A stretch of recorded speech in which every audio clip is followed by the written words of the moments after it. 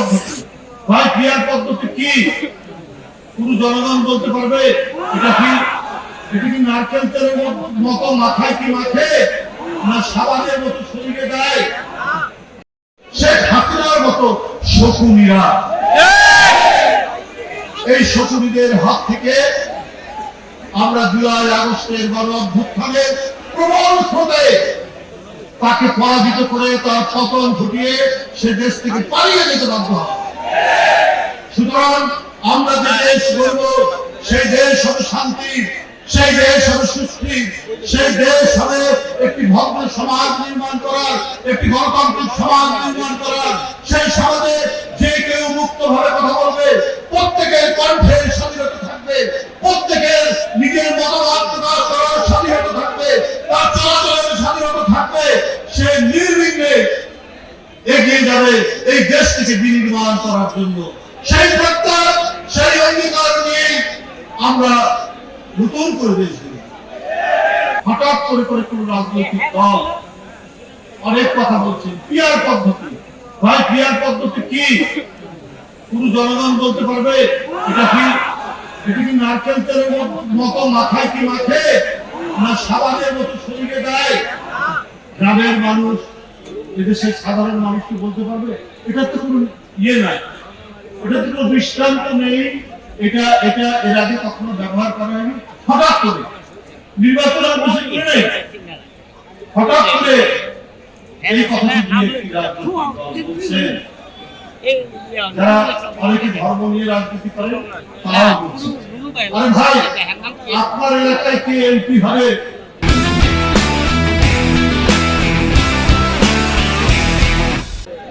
আপনি জানবেন না? আপনি তো জানাই কথা। কে অত্যন্ত ভালো মানুষ, কে সাধারণ মানুষের সুখে দুঃখে আনন্দ বেদনায় আপনার কাছাকাছি, আপনার পাশাপাশি থাকবে, সেই লোকই তো আপনি বাছাই করে দেবেন। তো সেখানে তো এইরকম চললে আপনার তো অনেক ধরনের অনেক অনৈতিক ঘটনা, অনেক ধরনের রাজনীতি বিরোধী ঘটনা, যারা আন্দোলন সংগ্রাম রাজপথে করেছে, হঠাৎ করে কোনো বিত্তবান লোক নমিনেশন কিনে নিতে পারে। রাজনৈতিক দলগুলো আরো বেশি কর্তৃত্ববাদী হয়ে উঠতে পারে। শেখ হাসিনা যা চাচ্ছিলেন পিয়ার পদ্ধতি, মানে আনুপাতিক নির্বাচন পদ্ধতি, অনেকটা ওই রকম।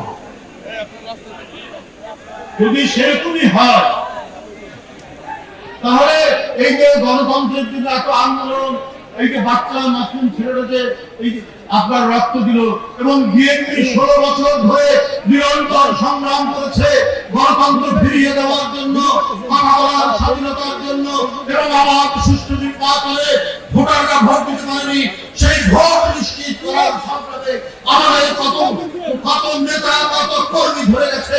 শেখ হাসিনার দুঃশাসনে, নিপীড়নে, নির্যাতনে এমপি নিয়াসন নেই, এমপি সাইফুল ইসলাম হিরু নেই, এমপি হুমায়ুন কবির নেই, ছাত্র নেতা জাকির নেই, যুব নেতা সুমন নেই।